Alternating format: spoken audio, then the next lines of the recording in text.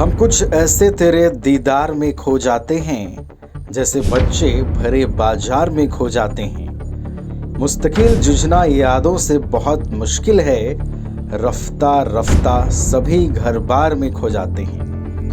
इतना सांसों की रफाकत पे भरोसा न करो, सब के सब मिट्टी के अंबार में खो जाते हैं। मेरी खुददारी ने एहसान किया है मुझ पर, वरना जो जाते हैं दरबार में खो जाते हैं। कौन फिर ऐसे में तनकीद करेगा तुझ पर, सब तेरे जुब्बा व दस्तार में खो जाते हैं। दिल को छू जाने वाली ये लाइनों को लिखने वाले मशहूर शायर मुनव्वर राना अब हमारे बीच नहीं रहे।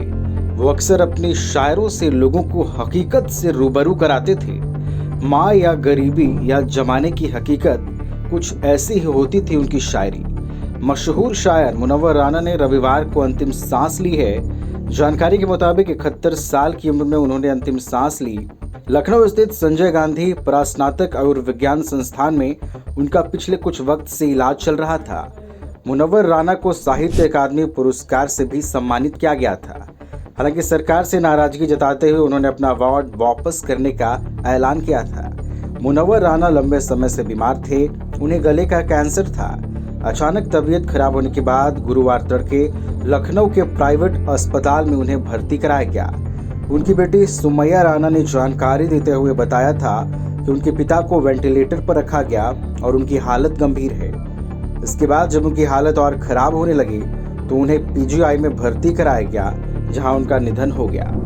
मुनव्वर राना का जन्म 26 नवंबर 1952 को उत्तर प्रदेश के रायबरेली में हुआ था। उन्हें उर्दू साहित्य में महत्वपूर्ण योगदान के लिए जाना जाता है। 2014 में कविता शहदाबा के लिए उन्हें साहित्य अकादमी पुरस्कार से सम्मानित किया गया था। उनकी शायरी बेहद सरल शब्दों पर आधारित हुआ करती थी, जिसने उन्हें आम लोगों के बीच लोकप्रिय बनाया। मुनव्वर को साल 2014 में साहित्य अकादमी पुरस्कार से नवाजा गया था। हालांकि साल 2015 में असहिष्णुता बढ़ने के नाम पर अवार्ड वापस कर दिया था। मुनव्वर राना अक्सर विवादों में रहते थे। राम मंदिर पर फैसला आने के बाद उन्होंने पूर्व चीफ जस्टिस रंजन गोगोई पर सवाल उठा दिया था। साल 2022 में हुए विधानसभा चुनाव में मुनव्वर राना का नाम वोटर लिस्ट से गायब हो गया था। इसके चलते वह वोट नहीं डाल पाए थे। राना ने कहा था कि मेरा वोटर लिस्ट में नाम नहीं है, इसलिए मैं वोट डालने नहीं जा पाऊंगा। राना लखनऊ के कैंट विधानसभा के वोटर थे। वहीं किसानों के आंदोलन के दौरान उन्होंने कहा था कि संसद भवन को गिराकर वहां खेत बना देना चाहिए। मुनव्वर राना ने कहा था कि वर्तमान सरकार पलायन रट रही है, लेकिन भाजपा सरकार में मुसलमानों में इतना खौफ है कि कोई बोल नहीं सकता है।